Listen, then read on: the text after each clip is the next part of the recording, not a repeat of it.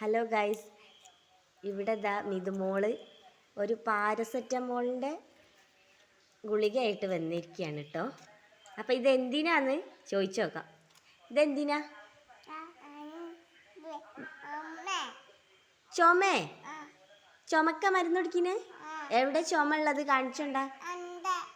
ഇവിടെ ഇവിടെ ചുമ ഉള്ളത്? അമ്മീ, എന്നാ ചുമച്ചാ നോക്കട്ടെ. കേക്കില്ല. അയ്യോ, നല്ല ചുമയാണല്ലോ. എടി, മരുന്ന് കുടിക്കണോ? ഒന്നും കൂടി ചുമക്ക്. അയ്യോ ഗൈസ്, നല്ല ചുമയാണ് ഇവിടെ മിതുമോൾക്ക്.